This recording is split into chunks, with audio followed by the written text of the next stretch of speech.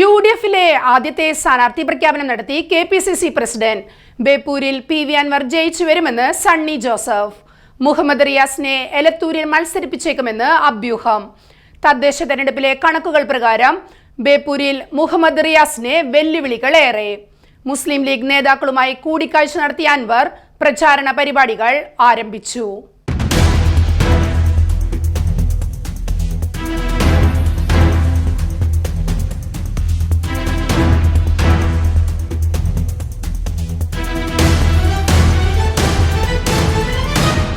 യുഡിഎഫിലെ ആദ്യത്തെ സ്ഥാനാർത്ഥി പ്രഖ്യാപനം കെപിസിസി പ്രസിഡന്റ് സണ്ണി ജോസഫ് നടത്തിയതോടെ ബേപ്പൂരിൽ PV അൻവർ UDF സ്ഥാനാർത്ഥിയായി മത്സരിക്കുമെന്ന് ഉറപ്പായി. ബേപ്പൂരിൽ അൻവർ MLA ആയി ജയിച്ചു വരുമെന്നും സ്ഥാനാർത്ഥിത്വം ഉറപ്പാണെന്നും മാധ്യമപ്രവർത്തകരുടെ ചോദ്യത്തിന് മറുപടിയായി സണ്ണി ജോസഫ് വ്യക്തമാക്കി.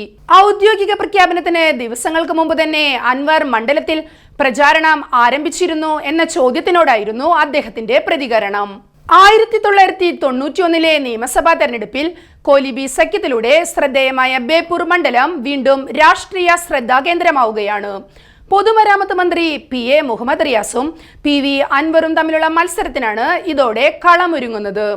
നിലവിൽ തൃണമൂൽ കോൺഗ്രസ് കേരള സ്റ്റേറ്റ് കോർഡിനേറ്ററായ അൻവറിനെ UDF അസോസിയേറ്റ് അംഗമായി അംഗീകരിച്ചതോടെയാണ് അദ്ദേഹം മത്സര രംഗത്തേക്ക് എത്തിയത്. ബേപ്പൂരിൽ ആര് മത്സരിച്ചാലും LDF തന്നെ വിജയിക്കുമെന്നാണ് മന്ത്രി മുഹമ്മദ് റിയാസ് നേരത്തെ പ്രതികരിച്ചത്.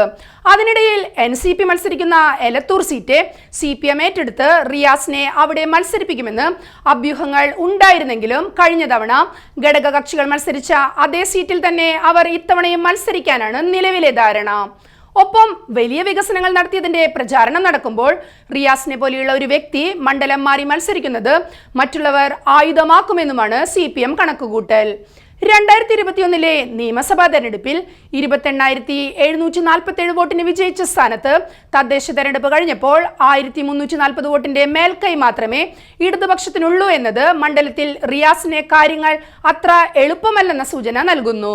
കോഴിക്കോട് കോർപ്പറേഷനിലെ ബേപ്പൂർ, ചെറുവണ്ണൂർ, നല്ലളം മേഖലയും ഫറോക്ക്, രാമനാട്ടുകര നഗരസഭകളും കടലുണ്ടി പഞ്ചായത്തും അടങ്ങുന്നതാണ് ബേപ്പൂർ നിയമസഭാ മണ്ഡലം. ഇതിൽ ഫറോക്ക്, രാമനാട്ടുകര നഗരസഭകളിൽ UDFിനാണ് ഭരണം. കടലുണ്ടി പഞ്ചായത്തിൽ LDFുമാണ് ഭരിക്കുന്നത്. തദ്ദേശ തെരഞ്ഞെടുപ്പിൽ ഫറോക്ക്, രാമനാട്ടുകര, ചെറുവണ്ണൂർ, നല്ലളം എന്നിവിടങ്ങളിൽ UDF കാര്യമായ നേട്ടമുണ്ടാക്കിയെങ്കിലും ബേപ്പൂരിലും കടലുണ്ടിയിലും ഇടതാധിപത്യം തന്നെയാണ്. 1980 മുതൽ ബേപ്പൂർ നിയമസഭാ മണ്ഡലം ഇടതുപക്ഷത്തിനൊപ്പമാണ്. 1991 തെരഞ്ഞെടുപ്പിൽ ഇവിടെ രൂപീകരിക്കപ്പെട്ട കോൺഗ്രസ് ലീഗ് BJP സഖ്യം കേരള രാഷ്ട്രീയത്തിലെ തന്നെ ശ്രദ്ധേയമായ അധ്യായമായിരുന്നു. അന്ന് ബേപ്പൂർ, വടകര മണ്ഡലങ്ങളിലാണ് UDFും BJPയും ചേർന്ന് ഇടത് സ്ഥാനാർത്ഥികളെ പരാജയപ്പെടുത്താൻ രഹസ്യ ധാരണയുണ്ടാക്കിയത്. സഖ്യത്തിന്റെ ഭാഗമായി K മാധവൻകുട്ടി എന്ന സ്വതന്ത്ര സ്ഥാനാർത്ഥിയെയാണ് UDFും BJPയും പിന്തുണച്ചത്. BJP തങ്ങളുടെ സ്ഥാനാർത്ഥിയെ പിൻവലിച്ച് ഈ സ്വതന്ത്രനെ പിന്തുണ നൽകി. എന്നാൽ ശക്തമായ മത്സരത്തിനൊടുവിൽ LDF സ്ഥാനാർത്ഥി TK ഹംസ 6,270 വോട്ടുകൾക്ക് വിജയിച്ചു.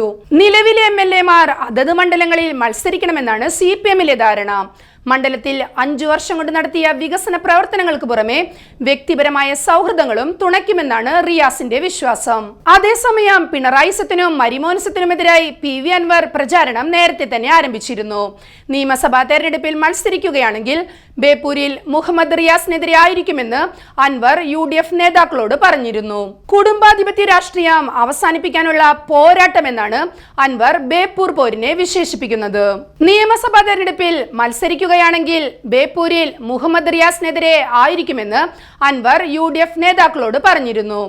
കുടുംബാധിപത്യ രാഷ്ട്രീയം അവസാനിപ്പിക്കാനുള്ള പോരാട്ടമെന്നാണ് അൻവർ ബേപ്പൂർ പോരിനെ വിശേഷിപ്പിക്കുന്നത്. മണ്ഡലത്തിൽ ഇതിനകം സജീവമായ അൻവർ മുസ്ലിം ലീഗ് സംസ്ഥാന vice president MC Mayin Haji ഉൾപ്പെടെയുള്ള പ്രമുഖ നേതാക്കളെയും വിവിധ സമുദായ നേതാക്കളെയും നേരിൽ കണ്ട് പിന്തുണ അഭ്യർത്ഥിച്ചു കഴിഞ്ഞു.